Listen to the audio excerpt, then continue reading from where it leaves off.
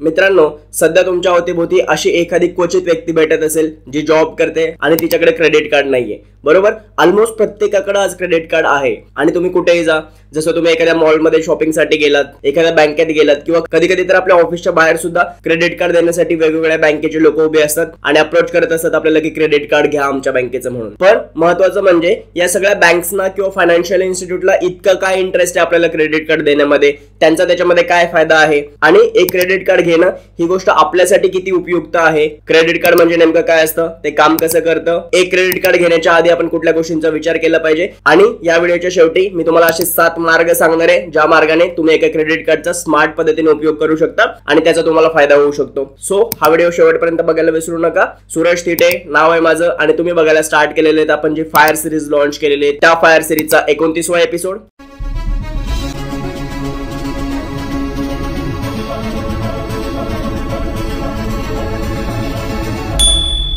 तर मित्रांनो, credit card हा आपल्या जीवनाचा एक अत्यावश्यक भाग झालेला आहे. त्यामुळे आपण सगळ्यात आधी ही गोष्ट बघूयात की क्रेडिट कार्ड म्हणजे नेमकं काय आणि ते काम कसं करतात. तर क्रेडिट कार्ड म्हणजे जसं त्याच्या नावामध्येच मेन्शन केलेलं आहे, क्रेडिट म्हणजे मराठीमध्ये ज्याला आपण उधारी म्हणतो किंवा ते एक प्रकारचं लोन आहे आणि कार्ड म्हणजे कार्ड आहे. जसं तुमचं डेबिट कार्ड असतं तसंच सेम क्रेडिट कार्ड पण असतं, ज्याला प्लास्टिक करन्सी असं पण म्हणतात. फक्त डेबिट कार्ड आणि क्रेडिट कार्ड मध्ये इतकाच एका गोष्टीचा फरक आहे की डेबिट कार्ड मधून तुम्ही जी अमाऊंट स्पेंड करू शकता ना, ती ऑलरेडी तुमच्या अकाउंटवरती सेव्ह असायला पाहिजे किंवा तुमच्या अकाउंटवरती जेवढे पैसे आता आहेत ना त्याच पैशातनं तुम्ही डेबिट कार्डवरनं खर्च करू शकता. आणि क्रेडिट कार्ड मध्ये काय होतं तर बँक तुम्हाला एक लिमिट देत असते की या स्पेसिफिक अमाऊंट पर्यंतची खरेदी तुम्ही हे क्रेडिट कार्ड वापरून करू शकता, ज्याचं पेमेंट तुम्ही नंतर करू शकता खरेदी करून झाल्यानंतर, काय जी तुमची ड्यू डेट आहे त्या डेटला. आणि हे एक अनसिक्युअर्ड लोन असतं. अनसिक्युअर्ड लोन म्हणजे काय तर त्याच्यासाठी कुठली तुम्ही सिक्युरिटी देत नाहीयेत बँकेला किंवा कुठली गोष्ट तुमची गहाण नाहीये बँकेकडे. आणि त्यामुळेच ही गोष्ट जेवढी फायद्याची ठरते ना तेवढीच नुकसानीची पण ठरू शकते, कारण क्रेडिट कार्डचं पेमेंट तुम्ही थोडंसं जरी लेट केलं ना तरी पण तुमचा सिबिल स्कोअर खूप मोठ्या प्रमाणामध्ये डॅमेज होऊ शकतो किंवा तुम्ही त्या डेट ट्रॅप मध्ये पण फसत जाऊ शकता. या सगळ्या गोष्टी आपण हळूहळू पुढे बघणारच आहोत. पण त्याच्याही आधी आपण बघूयात क्रेडिट कार्ड नेमकं काम कसं करतात. तर क्रेडिट कार्ड काम कसं करतात ही गोष्ट समजून घेण्यासाठी आपल्याला 3 पॉईंट समजून घेणं गरजेचं आहे. सगळ्यात पहिली गोष्ट क्रेडिट लिमिट,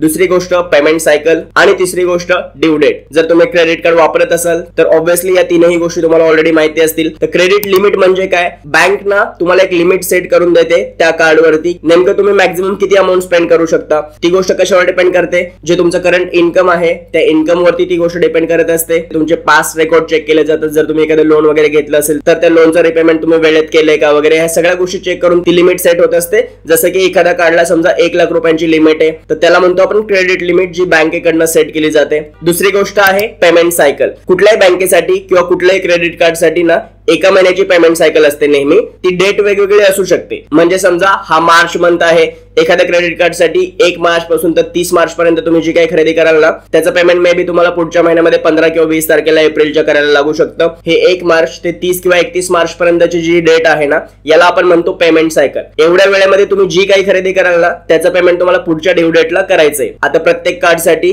ती डेट वेगवेगळी असू शकते. मे बी काही कार्डसाठी ती 15 मार्च ते 14 एप्रिल या डेट मध्ये पण असू शकते. ती डेट व्हॅरी होऊ शकते, पण पेमेंट सायकल नेहमी एका महिन्यासाठीची असते क्रेडिट कार्डसाठी. आणि आता तिसरा point due date. Due date म्हणजे काय, तुम्ही मागच्या महिन्यामध्ये जेवढं काही खरेदी केलेत ना, जेवढं काही तुमचं बिल जनरेट झालेलं आहे त्या स्पेसिफिक पेमेंट सायकल मध्ये, लास्ट पेमेंट सायकल मध्ये, तर तेवढं बिल तुम्हाला या ड्यू डेटच्या आधी पे करायचंच आहे कुठल्याही परिस्थितीमध्ये. जर बाय चान्स तुम्ही ते पे नाही करू शकलात तर त्याच्यावरती हेवी इंटरेस्ट लागतो आणि तो इंटरेस्ट मे बी 30% ते 45% पर्यंत पण असतो अॅन्युअली. त्यामुळे क्रेडिट कार्डचं लोन हे सगळ्यात महाग लोन पडेल जर का तुम्ही ड्यू डेटच्या आधी त्याचं पेमेंट नाही केलं तर. पण जर का तुम्ही त्याचं पेमेंट ड्यू डेटच्या आधी करत असाल आणि रेग्युलरली करत असाल तर मग तुम्हाला तेवढे पैसे पूर्णतः इंटरेस्ट फ्री वापरायला मिळतात किंवा त्याच्यावरती तुम्हाला कुठलाही इंटरेस्ट चार्ज केला जात नाही. जेवढे तुम्ही खरेदी केलेले आहे तेवढंच तुम्हाला फक्त पेमेंट करायचंय ऍट द एंड. आणि प्लस मध्ये काही ऑफर्स किंवा डिस्काउंट, कॅशबॅक या गोष्टी पण क्रेडिट कार्डवरनं जेव्हा तुम्ही परचेस करता तेव्हा आपल्याला मिळत असतात. आणि मला वाटतं हाच खरा बेनिफिट आहे की जो काही कॅशबॅक किंवा ऑफर्स मिळतात ना त्या बेनिफिटचा आपल्याला लाभ घेता आला पाहिजे. आणि काही इमर्जन्सी सिच्युएशन वगैरे आली, समजा तुमच्या एखाद्या मित्राला अर्जंट पैसे द्यायचे किंवा काही हॉस्पिटल इमर्जन्सी वगैरे आली तर मग त्यावेळेस तुमच्यासाठी क्रेडिट कार्ड फायद्याचं ठरू शकतं. इन जनरल आपण क्रेडिट कार्डवरनं जेवढे अफोर्ड करू शकतो तेवढीच खरेदी केली पाहिजे. जेवढा आपण कमवतो त्याच्यापेक्षा जास्त क्रेडिट कार्डवरनं स्पेंड केलं तर मग तुम्ही डेट ट्रॅप मध्ये फसू शकता. तर अशा पद्धतीने क्रेडिट कार्ड वर्क करतं. तुम्हाला क्रेडिट लिमिट दिली जाते ज्या लिमिट मध्ये तुम्ही खर्च करू शकता. दर महिन्याला तुमचं पेमेंट जनरेट होतं आणि त्याच्यानंतरच्या 15 किंवा 20 दिवसांच्या पिरियड मध्ये तुम्हाला ते पेमेंट क्रेडिट कार्ड कंपनीला करावं लागतं. तर तुम्ही म्हणाल अशी किती लोक क्रेडिट कार्ड यूज करतात भारतात भारतामध्ये. तर बघा फायनान्शियल इयर 2021 मध्ये साधारण ग्लोबली 2.8 बिलियन लोक क्रेडिट कार्ड यूज करत होते, ज्यामधली 6.2 मिलियन लोक भारतामध्ये क्रेडिट कार्ड यूज करत होते. जवळपास 6 ते 6.25 करोड लोक भारतामध्ये क्रेडिट कार्ड यूज करत होते. तीच संख्या 2022 मध्ये साधारण 7.2 मिलियन होती. 7 ते 7.25 करोड लोक भारतामध्ये क्रेडिट कार्ड यूज करत होते. आणि आता 2023 मध्ये अंदाज होता जवळजवळ 9 करोड पेक्षा जास्त लोक भारतामध्ये क्रेडिट कार्ड यूज करत असतील. आणि त्याच 9 करोड लोकांमध्ये आपल्यापैकी पण काही लोक असतील. पण एक क्रेडिट कार्ड जर तुम्हाला घ्यायचं असेल तर कुठल्या गोष्टींचा आपण नेमका विचार केला पाहिजे ही गोष्ट आता आपण बघूयात. कारण प्रत्येकानेच क्रेडिट कार्ड घेतलं पाहिजे ही काही मॅन्डेटरी गोष्ट नाहीये किंवा ती प्रत्येक जण अफोर्ड पण करू शकत नाही. त्यामुळे जेव्हा तुम्हाला क्रेडिट कार्ड घ्यायचं असेल ना तेव्हा सगळ्यात पहिली गोष्ट चेक करा की आपण क्रेडिट कार्ड घेणं अफोर्ड करू शकतो का. आता अफोर्ड करू शकतो का ही गोष्ट कशी चेक करायची, तर त्याच्यासाठी चेक करायचं आपलं मंथली इन्कम काय आहे, आपण किती कमवतो नेमकं, आणि त्या कमवलेल्या पैशांचं एक्सपेंडिचर कसं आहे.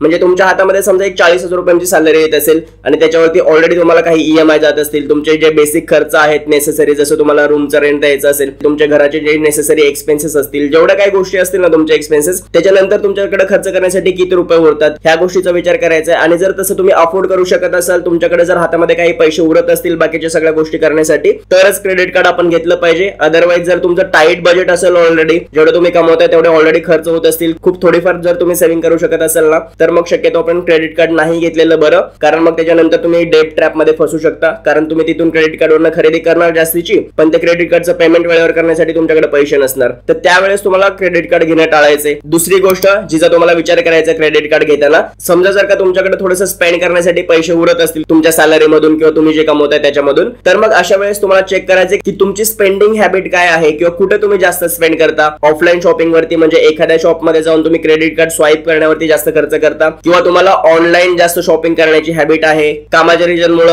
किंवा तुम्हाला आवडतं म्हणून ट्रॅव्हलिंग मध्ये जास्त तुम्हाला इंटरेस्ट असेल, तर काही कार्ड्स असतात जे स्पेशली ट्रॅव्हल वरती खूप जास्त चांगले डिस्काउंट देतात. काही जण फूड वरती देतात. जर का तुम्हाला सतत बाहेरचं फूड वगैरे खाण्याची किंवा एखाद्या हॉटेलमध्ये जाण्याची जर का सवय असेल तर मग तुम्ही असं क्रेडिट कार्ड चूज करू शकता. फूड डिलिव्हरी ऍप्स वरती किंवा सगळ्या फूड आयटम्स वरती वगैरे चांगलं डिस्काउंट देतं. तर अशा पद्धतीने आपली जी स्पेंडिंग हॅबिट आहे, तुम्ही ऑनलाईन साईट वरती करता, ऑफलाईन करता, फूड वरती करता, ट्रॅव्हल वरती करता, अशा काही कॅटेगरीज मध्ये जे स्पेशल डिस्काउंट देतात ना, अशा पद्धतीचं क्रेडिट कार्ड आपण चूज केलं पाहिजे. आणि नंबर 3 सगळ्यात महत्त्वाची गोष्ट आहे ती म्हणजे सिबिल स्कोर. आणि ही एकच गोष्ट आहे जी बँक तुम्हाला क्रेडिट कार्ड देण्याच्या आधी चेक करत असतं. वरच्या दोन्ही गोष्टी आपण चेक करत होतो की आपण अफोर्ड करू शकतो का क्रेडिट कार्ड, किंवा आपल्या स्पेंडिंग हॅबिट नुसार आपल्यासाठी बेस्ट क्रेडिट कार्ड कुठलं असू शकतं. पण बँक काय चेक करणार आहे, बँक तुमचा सिबिल स्कोर चेक करणार आहे. सिबिल स्कोर म्हणजे काय असतो ह्याच्यावरती ऑलरेडी मी व्हिडिओ बनवलेला आहे पूर्ण, आणि तो मेंटेन कसा करायचा, 800+ तुमचा क्रेडिट स्कोर कसा जाऊ शकतो ह्याच्यावरती ऑलरेडी व्हिडिओ आलेला आहे आपला. तुम्ही अजूनही जर बघितला नसेल ना तर तो क्रेडिट स्कोर वाला व्हिडिओ नक्की बघा, खूप महत्त्वाचा आहे व्हिडिओ तो. सो बँक आधी हे चेक करते की तुम्ही याच्या आधी कुठलं एखादं लोन घेतलं होतं का, आणि जर घेतलं असेल तर आधीचं लोन तुम्ही योग्य पद्धतीने नील केलेलं आहे का, व्यवस्थित त्याच्या वेळेवरती पेमेंट केलेले आहेत का, त्याच्यावरून तुमचा सिबिल स्कोर डिसाइड होत असतो. आणि तो सिबिल स्कोर जर योग्य प्रमाणामध्ये असेल, चांगले क्रेडिट लिमिट मिळू शकते एखाद्या बँकेकडनं, किंवा चांगल्या ऑफर्स आणि डिस्काउंट्स वगैरे असलेलं क्रेडिट कार्ड मिळू शकतं. त्याच सिबिल स्कोरवरून ठरतं की तुम्हाला क्रेडिट कार्ड मिळणार आहे किंवा नाही मिळणार आहे. तर साधारण या 2-3 गोष्टी आहेत जे क्रेडिट कार्ड घेण्याच्या आधी आपण स्वतः पण चेक केल्या पाहिजेत. Obviously bank CIBIL score check करेल, बाकीच्या 2 गोष्टी आपल्याला चेक करायच्या की आपल्यासाठी कुठली जास्त गोष्ट महत्त्वाची आहे ती. सो आता आपण बघितलं की क्रेडिट कार्ड नेमकं काम कसं करतं. दुसरी गोष्ट आपण बघितली की एक क्रेडिट कार्ड घेण्याच्या आधी आपण कुठल्या गोष्टींचा विचार केला पाहिजे, काय इलिजिबिलिटीचा क्रायटेरिया आहे एक क्रेडिट कार्ड घेण्यासाठी. यानंतर आपण या व्हिडिओचा सगळ्यात महत्त्वाचा भाग बघूयात ज्याच्यामध्ये आपल्याला डिस्कस करायचं की एक क्रेडिट कार्ड स्मार्टली कसं यूज करायचं, किंवा क्रेडिट कार्डचा ऍक्च्युअली आपल्याला बेनिफिट घेता आला पाहिजे, तो आपल्यासाठी लॉसचा विषय नाही बनला पाहिजे, किंवा आपण डेट ट्रॅप मध्ये नाही फसलो पाहिजे. याच्यासाठी हे 7ही रूल्स जे मी तुम्हाला या व्हिडिओमध्ये सांगतोय ना ते समजून घेणं खूप जास्त इम्पॉर्टंट गरज आहे. आणि या पद्धतीनेच क्रेडिट कार्डचा उपयोग आपण केला पाहिजे, तरच आपल्याला त्या गोष्टीचा फायदा होईल. अदरवाईज क्रेडिट कार्ड घेऊन खूप लोक डेट ट्रॅप मध्येच फसत असतात. सगळ्यात पहिली गोष्ट जेव्हा तुम्ही क्रेडिट कार्ड घेतले तेव्हा तुम्हाला लक्षात घ्यायची, जे काही क्रेडिट कार्डचं पेमेंट आहे ना आपलं, ते फुल पेमेंट, पूर्ण पेमेंट तुम्हाला ड्यू डेटच्या आधीच पे करायचे किंवा ड्यू डेटला तरी पे करायचे. त्याच्यापेक्षा लेट होऊ द्यायचा नाहीये कधी. तुम्ही एका पूर्ण पेमेंट सायकल मध्ये म्हणजे एका मंथ मध्ये जी काही खरेदी केलेली नाही क्रेडिट कार्ड वापरून, त्याच्यानंतर तुमचं बिल जनरेट होतं, आणि बिल जनरेट झाल्यापासून पुढच्या 15 ते 20 दिवसांच्या आतमध्ये तुम्हाला ते पूर्ण बिल पे करायचं असतं क्रेडिट कार्ड कंपनीला. आणि ते वेळेत करणं आपल्यासाठी का गरजेचं आहे माहितीये, जर का समजा तुम्ही एक पण दिवस लेट करताय, लेट से तुमचं 1 मार्च ते 31 मार्च पर्यंतची तुमची पेमेंट सायकल आहे, आणि 20 एप्रिलला तुम्हाला ते सगळं पेमेंट करायचंय. जर तुम्ही 20 एप्रिलला केलं ना तर तुम्हाला 1ही रुपयाचा इंटरेस्ट लागणार नाहीये. जेवढं काही तुम्ही स्पेंड केलं तेवढेच पैसे तुम्हाला बँकेला पे करायचे. पण जर का तुम्ही 21 तारखेला पे केले तर तुम्हाला पूर्ण महिन्याभराचा इंटरेस्ट त्याच्यावरती द्यावा लागतो त्या क्रेडिट कार्ड कंपनीला, आणि तो पण कमी नसतो. तो साधारण कुठेही 30 ते 45% आतमध्ये असू शकतो अॅन्युअली. आणि एवढं महाग कर्ज कुठेच नसतं, तुम्हाला ऑलरेडी माहिती आहे. जर तुम्ही पर्सनल लोन वगैरे पण घ्याल ना, ते कुठेतरी 10-12 किंवा मॅक्झिमम 15% मिळतं. पण इथं क्रेडिट कार्डचं लोन जे अनसिक्युअर्ड आहे, जर का ते नेट केलं तुम्ही, तर मग इतका हेवी इंटरेस्ट आपल्याला पे करावा लागतो. त्याच्यानंतर पण तुमचा जो सिबिल स्कोर डॅमेज होतो ना, तो इतर कुठल्याही लोनने जेवढा डॅमेज नाही होणार ना, तेवढं क्रेडिट कार्डच्या लोनने डॅमेज होईल जर का तुम्ही ते वेळेत पेमेंट नाही केलं तर. त्यामुळे क्रेडिट कार्डचं पेमेंट नेहमी वेळेवरती करायचंय. आणि तिथं अजून एक तुम्हाला ऑप्शन दिसेल की मिनिमम ड्यू पेमेंट करा आणि बाकीचं पेमेंट तुम्ही ईएमआय मध्ये करू शकता किंवा नंतर करू शकता. तो ऑप्शन शक्यतो आपण चूज नाही केला पाहिजे. कारण काय होतं, तुम्ही जेवढी मिनिमम ड्यू अमाऊंट पे करताना त्याच्यावरती इंटरेस्ट लागत नाही, पण मग उरलेली जी अमाऊंट आहे ना, ती विथ इंटरेस्ट बँक वसूल करत असतो तुमच्याकडनं. समजा जर का पुढच्या महिन्यासाठी आपण ते पेमेंट करण्यासाठी ठेवलं, तर मग पुढच्या महिन्यात तुमच्यावरती आर्थिक ताण वाढणार आहे. कारण परत त्या महिन्यामध्ये तुम्ही काही ना काही खरेदी करणार आहात आणि पाठीमागचं पण पेमेंट तुम्हाला करायचंय. तर त्या केसमध्ये असंच तुमचं पेमेंट एक्सटेंड होत जाईल आणि तुम्हाला व्याज तर भरायलाच लागेल. प्लस तुम्ही त्या डेट ट्रॅप मध्ये म्हणजे कर्जाच्या जाळ्यामध्ये फसत जाणार. ती गोष्ट आपल्याला करायची नाहीये. जे काही आपण या महिन्यामध्ये खरेदी केलंय त्याचं पेमेंट त्या ड्यू डेटलाच झालं पाहिजे. ही गोष्ट काटेकोरपणे पाळायची आपल्याला, जर का क्रेडिट कार्डचा खरंच आपल्या फायद्यासाठी उपयोग करून घ्यायचा असेल तर. आणि ते पेमेंट वेळेवर करण्यासाठी आपण रिमाइंडर सेट करू शकतो. आपली जी काही क्रेडिट कार्डच्या पेमेंटची डेट आहे ना, 1 ते 2 दिवस आधी आपण मोबाईलवरती रिमाइंडर सेट करून ठेवला पाहिजे की आता आपल्याला पेमेंट करायचं आहे. आणि त्याच्यापेक्षा बेटर ऑप्शन की ऑटो मॅन्डेट सिलेक्ट करून ठेवा. ज्या कुठल्या बँक अकाउंटवर तुमचं क्रेडिट कार्डचं पेमेंट होणार आहे ना, त्या बँकेच्या नेट बँकिंग मध्ये जाऊन आपण ऑटो मॅन्डेट सेट करू शकतो की क्रेडिट कार्डचं पेमेंट ड्यू डेटला स्वतःहून आपल्या अकाउंटवरनं गेलं पाहिजे. जरी आपल्या लक्षात नाही राहिलं तरी पण ते ऑटो डेबिट झालं पाहिजे अकाउंटवरनं. आणि ह्याच्यासाठी पण रिमाइंडर असणं आपल्याकडे इम्पॉर्टंट गोष्ट आहे, कारण कधी कधी आपल्या अकाउंटवरती पैसे नसतात आणि ते पेमेंट मिस होऊन जातं. सो या गोष्टीची काळजी घ्यायची की क्रेडिट कार्डचं पेमेंट वेळेत होईल, तरच आपला सिबिल स्कोर प्लस आपला इंटरेस्ट जो द्यायचा आहे तो वाचेल. अदरवाईज आपल्याला ते महागात पडणार. नंबर 2, आपल्या क्रेडिट कार्डची जी काही लिमिट आहे ना, क्रेडिट लिमिट, ती कधीच फुल क्रेडिट लिमिट वापरायची नाहीये. म्हणजे समजा तुमच्याकडे एक क्रेडिट कार्ड आहे ज्याची 1 लाख रुपयांची क्रेडिट लिमिट आहे, तर आपण ती 1 लाख रुपयांपर्यंत शक्यतो कधी वापरलीच नाही पाहिजे, अनलेस अँड अंटिल की आपल्याला काहीतरी खूप इमर्जन्सी आहे किंवा एखाद्या हॉस्पिटलचं बिल वगैरे पे करायचंय, तोपर्यंत पूर्ण लिमिट नाही वापरायची. कारण काय, जेव्हा तुम्ही एखाद्या क्रेडिट कार्डची पूर्ण लिमिट वापरताय आणि मंथ ऑन मंथ म्हणजे प्रत्येक वेळेसच ती लिमिट वापरताय ना, त्या कारणामुळे तुमचं सिबिल खूप डाऊन होणार आहे. कारण सिबिल वाल्यांना कळतं की तुमची क्रेडिट डिपेंडन्सी खूप जास्त आहे, तुम्हाला प्रत्येक महिन्यामध्ये फुल कॅपॅसिटी पर्यंत क्रेडिट वापरायला लागते. याच्यावरनं तुमची क्रेडिट डिपेंडन्सी कळत असते आणि म्हणून तुमचा सिबिल स्कोर डाऊन होणार असतो. म्हणून तुमच्याकडे जे काही क्रेडिट कार्ड आहे ना, त्याच्या 1/3 म्हणजे जर का तुमच्याकडे 1 लाख रुपयाची लिमिट असेल तर 30 ते 35 हजार रुपयांपर्यंतच आपण त्या क्रेडिट कार्डची लिमिट यूज केली पाहिजे. त्याच्यापेक्षा जास्त आपण क्रेडिट कार्डची लिमिट यूज नाही केली पाहिजे. And number 3, stick to your budget. म्हणजे तुमच्याकडे जे काही हातामध्ये पैसे आहेत ना, त्याचं प्रॉपर बजेटिंग करा. फक्त आपल्याकडे क्रेडिट कार्ड आहे म्हणून कुठेतरी गेलात आणि काही पण जी गोष्ट नेसेसरी नाहीये किंवा जी गोष्ट तुम्ही आता अफोर्ड करू शकत नाही अशी गोष्ट परचेस केली क्रेडिट कार्डवरनं, असं करू नका. कारण त्यामुळे तुमचं बजेट हालेल. तुमच्या हातामध्ये जे काही पैसे आहेत ना, तेवढ्या पैशांच्या आतमध्येच आपल्याला नेहमी कुठली गोष्ट खरेदी करायची किंवा त्याचं प्रॉपर बजेटिंग झालं पाहिजे. तुम्हाला ही गोष्ट नेहमी माहिती पाहिजे की आपल्या हातामध्ये सॅलरी आल्यानंतर त्या सॅलरी मधून ज्या काही आपल्या नीड्स आहेत त्याच्यासाठी खर्च केल्यानंतर किती पैसे आपल्या हातामध्ये उरतात, त्याच्यामध्ये आपल्याला सेव्हिंग किती करायची आणि त्यानंतर आपल्याला किती खर्च करायचे, तेवढ्याच पैशांच्या आतमध्ये तुम्हाला क्रेडिट कार्डवरनं पण खरेदी करायची जर का करायची असेल तर. आणि जेवढं क्रेडिट कार्डवरनं खरेदी करणार आहेत ना, तेवढे पैसे आधीच तुमच्या सेव्हिंग अकाउंटला असले पाहिजेत. ऐन वेळेवरती धावपळ करून किंवा इकडून तिकडून पैसे मॅनेज करून क्रेडिट कार्डचं बिल भरणं, ह्याच गोष्टीला आपण ट्रॅप म्हणतो. याच गोष्टीमध्ये आपले खूप सगळे तरुण मित्र फसत असतात, जे की तुम्ही बघितलं असेल कधी पण. तर ते आपल्याला करायचं नाहीये. त्यामुळे प्रॉपर बजेटिंग करायला शिका आधी आपल्याकडे असलेल्या पैशांची आणि तेवढ्या बजेटमध्येच क्रेडिट कार्डवरनं खरेदी करा. नंबर 4, मल्टिपल क्रेडिट कार्ड घेऊ नका. शक्यतो आपल्याकडे 1 किंवा मॅक्झिमम 2च क्रेडिट कार्ड असले पाहिजेत, त्याच्यापेक्षा जास्त नसले पाहिजेत. कारण काय होतं, आपल्याकडे ऑलरेडी एक जे क्रेडिट कार्ड असतं ना, जेवढं आपण कमवतो त्याच्याच आसपासची त्याची लिमिट असते, बरोबर. दुसरं पण तुम्हाला त्याच लिमिटचं भेटलं तर ऑलरेडी तुमच्याकडे 2 क्रेडिट कार्ड आहेत जे तुमच्या सॅलरीच्या डबल लिमिट पर्यंत आहेत. आणि ऑब्व्हियसली तेवढाच खर्च करणं ही आपल्यासाठी खूप जास्त मोठी गोष्ट आहे. त्याच्यापेक्षा जास्त क्रेडिट कार्ड घेऊन आपण अजून स्पेंड केले तर मग तुम्ही कर्जाच्या जाळ्यातच फसणार आहे. दुसरं तुमच्यासोबत काही होणार नाहीये, कारण कमवतोय कमी आणि खर्च जास्त करतोय. कारण आपल्याकडे क्रेडिट कार्ड आहे, आपल्याला एक ती अनरिअलिस्टिक फिलिंग असते की माझ्याकडे क्रेडिट कार्ड आहे म्हणजे माझ्याकडे पैसे आहेत, मी खर्च करू शकतो. तर तसं नाहीये. तुम्ही जे काही खर्च करताय ना, ते तुम्हाला परत पे करायचे जाऊन आणि ते पेमेंट करण्यासाठी तुमच्या हातात वेगळे पैसे येणार नाहीत. म्हणून आपल्याला मल्टिपल क्रेडिट कार्ड शक्यतो घ्यायची नाही. जेवढे मॅनेज होऊ शकतात तेवढं 1 किंवा 2च क्रेडिट कार्ड शक्यतो आपल्याकडे असावेत. पॉईंट नंबर 5, आपली क्रेडिट लिमिट जी आहे ना, ती वाईजली इन्क्रीज करायची. जर का तुम्हाला क्रेडिट लिमिट इन्क्रीज करायची असेल तुमच्या कार्डच्या, ती तुमची सॅलरी इन्क्रीज झाली किंवा तुमचं इन्कम कुठल्याही मार्गाने इन्क्रीज झालंय, तुम्ही कमवता जास्त तरच जास्त खर्च करू शकणार आहेत, त्याच केसमध्ये तुम्हाला ती क्रेडिट लिमिट वाढवायची. किंवा अजून एक दुसरा पॉईंट,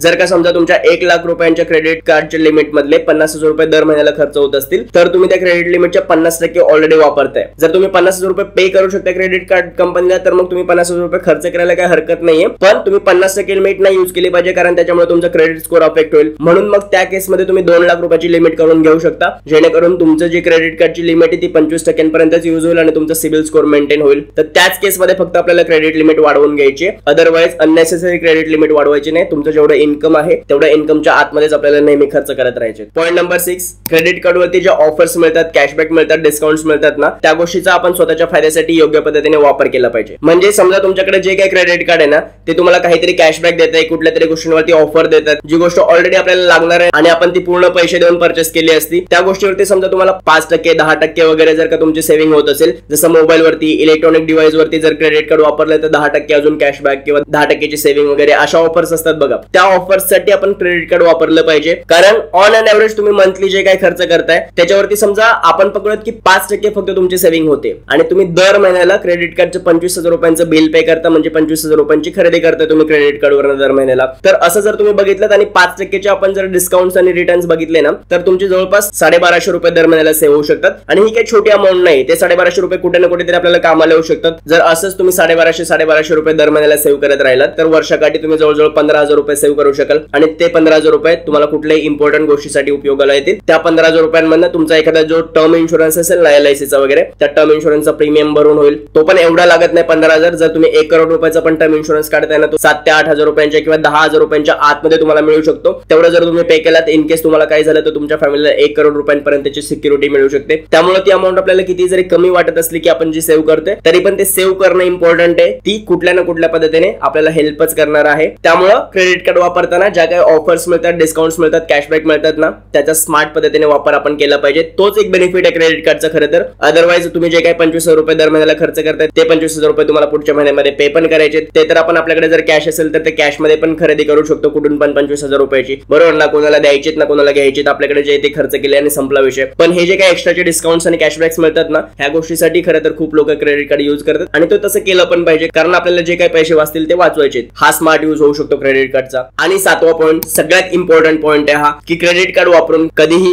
एटीएम मधून कॅश विड्रॉल करायची नाहीये. जेव्हा तुम्ही क्रेडिट कार्ड स्वाईप करता एटीएम मध्ये आणि त्याच्यातनं कॅश काढताना, त्या मिनिटापासून 30%च्या आसपास साधारण तुम्हाला इंटरेस्ट लागत असतो, जे काही अमाऊंट तुम्ही विड्रॉ केलेली त्या अमाऊंट वरती अॅन्युअली. आणि दुसरी गोष्ट, तुम्हाला सर्व्हिस चार्जेस किंवा इतर काही चार्जेस पण लागतात त्याच्यावरती. त्यामुळे कधीच ही गोष्ट तुम्हाला बेनिफिट नाही देणार की आपण क्रेडिट कार्ड स्वाईप करून पैसे विड्रॉ करू. ही चुकीची गोष्ट आहे. जर तुम्ही ती करत असाल तर तुम्ही ती स्ट्रिक्टली अवॉइड केली पाहिजे. अनलेस अँड अंटिल एखादी इमर्जन्सी, एखादा हॉस्पिटल वगैरे असं काही कारण आहे, तर त्या केसमध्ये थोडेफार एक्स्ट्रा पैसे गेले तर आपल्याला काही वाटत नाही, कारण ती इमर्जन्सी सिच्युएशन असते. अशा कुठल्या सिच्युएशन मध्ये जर का कुठे स्वाईप करायची फॅसिलिटी अवेलेबल नसेल आणि तुम्हाला ते काढावे लागले तर ते ठीक आहे, पण अदरवाइज कुठल्याही कारणासाठी आपण ते कॅश विड्रॉल नाही केली पाहिजे क्रेडिट कार्ड वापरून. तर हे 7 पॉइंट्स होते, ज्याच्यामध्ये डूज आणि डोंट्स मी व्यवस्थितपणे समजावून सांगण्याचा प्रयत्न केलेला आहे, की जर एक क्रेडिट कार्ड तुम्ही वापरत असाल तर कुठल्या गोष्टी करायच्या त्याच्यासोबत, कुठल्या गोष्टी नाही करायच्या त्याच्यासोबत, कशा पद्धतीने ते वापरलं पाहिजे जेणेकरून आपला फायदा होईल. हे आतापर्यंत तुम्हाला समजलं असेल. अजून 1-2 छोटेसे पॉइंट्स आहेत, की क्रेडिट कार्ड तुम्हाला नेहमी सेफ ठेवायचं आहे. त्याच्या पाठीमागचा जो CVV नंबर आहे तो तुम्हाला नेहमी सिक्रेट ठेवायचा आहे. तो जास्त कुठे शेअर नाही झाला पाहिजे, जेणेकरून तुमच्या क्रेडिट कार्डचा कोणी मिसयूज नाही करू शकणार आणि तुम्हाला फायनान्शियल लॉस होणार नाही. आणि दुसरी गोष्ट, क्रेडिट कार्ड जर तुम्ही कधी पण वापरत असाल ना, तर ऑनलाईन क्रेडिट कार्ड वापरताना अनसिक्युअर्ड वेबसाईट, रिस्की वेबसाईट्स असतात ना, त्याच्यावरती तुम्हाला क्रेडिट कार्ड डिटेल्स टाकायचे नाहीयेत, कारण क्रेडिट कार्डचे डिटेल्स बऱ्याच वेळेस वेबसाईट वरती सेव्ह होऊ शकतात. तिथूनही तुमच्या क्रेडिट कार्डचा मिसयूज होऊ शकतो. किंवा कधी कधी तुम्ही स्ट्रीट शॉपिंग करता, काही चोर बाजार वगैरे अशा पद्धती असतात. किंवा ऑनलाईन आजकाल ती फॅसिलिटी आली आपल्याकडे, मोबाईल मध्ये पण आपण स्कॅन करून क्रेडिट कार्ड वरनं पे करू शकतो. ते पण आपल्याला विचार करून करायचंय. फ्रीच्या वायफाय वरनं वगैरे ती गोष्ट करायची नाहीये, तिथे बऱ्याच वेळेस रिस्क इन्व्हॉल्व असते. तर ही गोष्ट पण आपल्याला लक्षात घ्यायची. आणि प्लस कुठल्याही बँकेचा किंवा कुठल्याही फायनान्शियल इन्स्टिट्यूटचं क्रेडिट कार्ड घेताना आपल्याला हे पण बघायचं आहे की त्याचे काही अॅन्युअल चार्जेस आहेत का, काही मेंटेनन्स चार्जेस आहेत का, किंवा जर आपण ते स्पेंड नाही केले पैसे तर त्याच्या वेळेस पण काही वेळेस चार्जेस लागतात क्रेडिट कार्ड वरती. तर ह्या सगळ्या गोष्टी एकतर मिनिमम असल्या पाहिजेत किंवा नसल्याच पाहिजेत. काही हिडन चार्जेस वगैरे पण असतात कधी कधी. ह्या सगळ्या गोष्टी चेक करून मग एक क्रेडिट कार्ड घ्यायचे आणि ते स्मार्ट पद्धतीने वापरायचे. ऍक्च्युअली एक क्रेडिट कार्ड तुमच्यासाठी शाप ठरणार आहे का वरदान ठरणार आहे, हे याच गोष्टीवरनं डिसाईड होणार की तुम्ही त्याचा वापर कसा करताय. जर क्रेडिट कार्ड खूप लोक यूज करतात, याचा अर्थ त्याचे काही बेनिफिट्स पण आहेत आणि त्याचे काही लॉस पण आहेत. आपल्यावरती आहे की आपल्याला फायदा करून घ्यायचा की लॉस करून घ्यायचा,